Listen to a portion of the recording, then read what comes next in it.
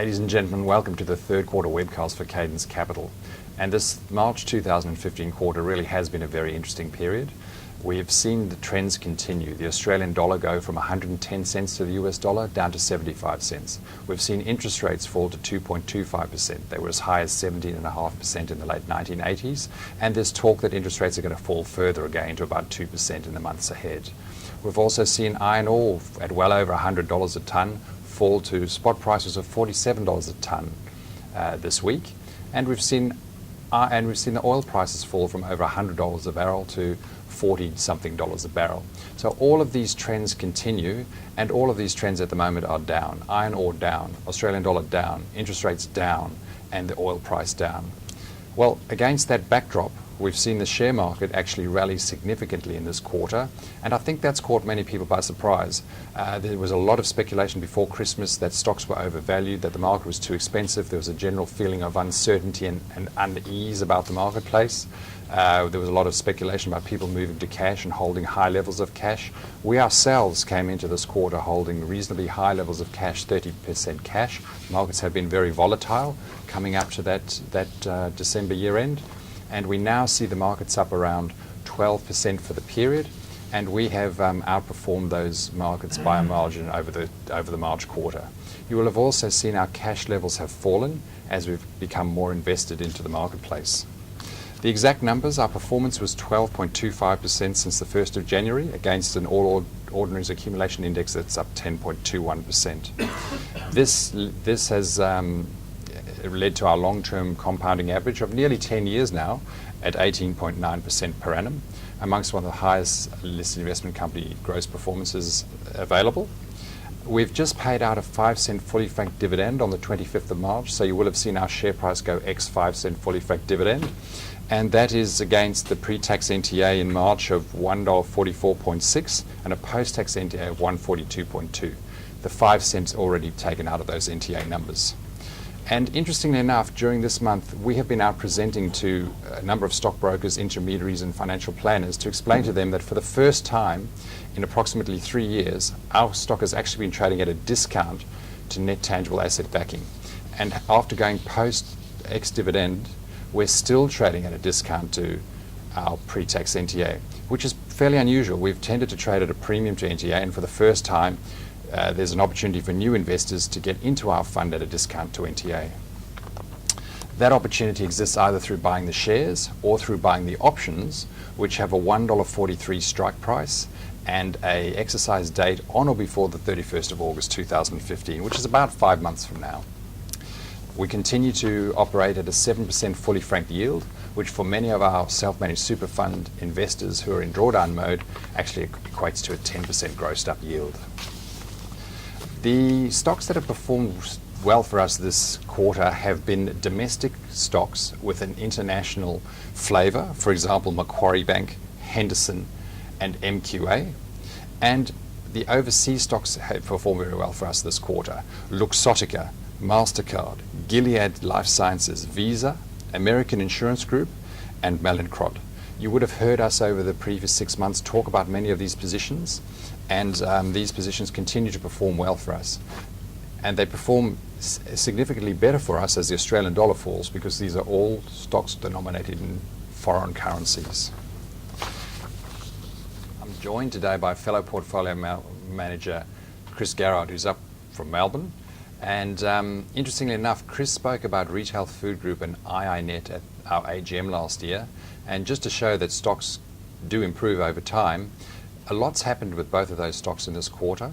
So I'd like to just go through them with Chris again. They are both his stocks, both his responsibility, just so that people know that's actually how we run the portfolio. A portfolio manager takes full responsibility for their stock. We don't make management decisions by consensus, and we don't have arguments about whether a particular stock is good or bad. We let portfolio managers manage their positions. So turning first to Retail Food Group, Chris, what is Retail Food Group all about? Give us just a bit of background on the stock and what they do. Yep, so Retail Food Group owns the brands for some of the main food outlets that we see in Australia. Brumby's Bakery, Michelle's Patisserie, Donut King, Crust Pizza, and there's about 10 of them. But not La Porchetta, though. No, they made they announced that they were looking to acquire La Pachetta, but they announced a couple of months later that they had due diligence raised issues, and they were. Well, they didn't go ahead. They were. I can't remember the wording, but yeah. So why is the stock done? I mean, you know, the question, people ring in here and say, well, what's happening? The stock was $1.60 and it's now, I think it got to about $7 recently. What's going on? Why are they performing so well? Yeah, it's partially that they've achieved their guidance every year for a number of years. They have a track record of increasing their guidance, and they've also developed a track record of doing successful acquisitions. So it's a combination of achieving guidance consistently, upgrading guidance, and quality acquisitions. And then, of course, the next question everyone asks is, it's got to $7. I feel anxious. It's got too expensive. It's risen too quickly. Things have happened too quickly. What can we say about the valuation of the business compared to its earnings growth, or is it too expensive? I guess. And is everyone right to be nervous about the fact that it's risen so quickly? Yeah, it has risen very quickly. I think when we spoke at the AGM, it was about $6. It's about $7 now, and it did reach a high of, I think it might have even got close to $7.50. So it's done very well, but it's only on a PE of about 20, which isn't too bad for a company that the EPS growth this year, according to their guidance, is 35%. So on a PE of 20, growing at 35%, I think good PEG ratio, good earnings growth compared to PE multiple valuation. Yeah.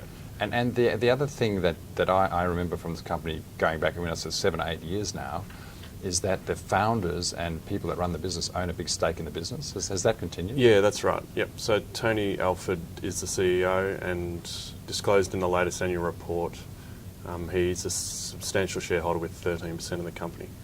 What's the valuation? Yeah, so at the current market cap is about 1.1 billion. Right. So his 13% stake would be worth about 150 million. So, yeah. So it's highly incentivized to perform. One of the things we like most about that is that his interests are strongly aligned with ours, in that what we both really want is to see a strong share price. Yeah. So I mean, talking about that, about founders who really dominate a space, probably good intro to iiNet and all the press that's been in and around TPG doing an acquisition of iiNet. Another one of your stocks. What's happening there? Yeah, I spoke about this at the AGM as well, and at the time they were a bit over $8 a share. Since then they announced their results, and the stock fell from above 8 to a bit below 7, and then TPG came in with, I guess what you might say was a well-timed bid, offering $8.60 in cash per share. Plus some franking credits, which we don't yet exactly know how much that will be, but it might be worth another 30 cents in franking credits per share. Plus 860? Plus so 860. 890. Yeah. Yep. So the total bid is valued at around about, we think is valued at around about $8.90 once you add in the franking credits. So a number of our shareholders have been ringing up saying, well, what are you going to do? What should we do? Of course, we're investors. We don't advise people on what they should do with their investments. But what is your thinking? Like, what are we doing? Yeah, so the current share price is very close to the price we think the bid is worth, so $8.90. So I guess the three things that could happen from here are, one, the bid doesn't go ahead, which we think is reasonably unlikely. But the bid's a scheme of arrangement. Yep. So it requires 75% of people to vote in favour of the proposition. Yep. Yep. Yep. So there have been a few shareholders who have expressed opposition to the current deal. Yep. Now, it'll be interesting to see what happens there, but I think our view is that it's much more likely that either this deal or a better deal will go through than nothing happening at all. Yeah, so the first bid is never the last, that kind of like rule of thumb. I think the view is that TPG is probably the best owner of iiNet, and if someone else came in with a counter bid, TPG would probably put another bid in themselves. Yeah. which we think is possible, but I think probably the most likely outcome is that the current bid goes through, with the option, with the possibility of maybe another $1 or another $2 per share if someone else decides to become involved. So really, we don't have to do anything, or we own it. We own a stake in the business. All we have to do is wait for the outcome. Yeah, that's right. I mean, if we do nothing and the current bid goes through, then what will happen is we'll essentially have received the same as the current share price in about 3 or 4 months' time, which is okay. Yeah. Well, I mean, I'm pleased to say on behalf of all the shareholders that the two stocks we've just briefly spoken about, Retail Food Group and IONET, definitely over this last quarter fit into that category of alpha-generating stocks, which are stocks that have significantly outperformed the All Ords Accumulation Index. And that's really a great outcome for all of us and for our shareholders. So, yeah, keep up the good work. Hopefully at the next AGM we'll have 2 more winners. Thanks, Chris. Thank you. So, ladies and gentlemen, just finally, as always, we say to people, if there's anything that you'd like to follow up on or like more information on, please visit our website. And also you'll see in this month's newsletter that we have been mentioned in a lot of press articles in relation to a number of stocks. A number of webcasts have been aired by distribution houses and content providers that we've been involved in. So we'd really encourage you to go to our website and look at some of that content to understand more about our investment process. And if you do have any suggestions or changes that you'd like to see, please email us at info@cadencecapital.com.au. Thanks very much for your time.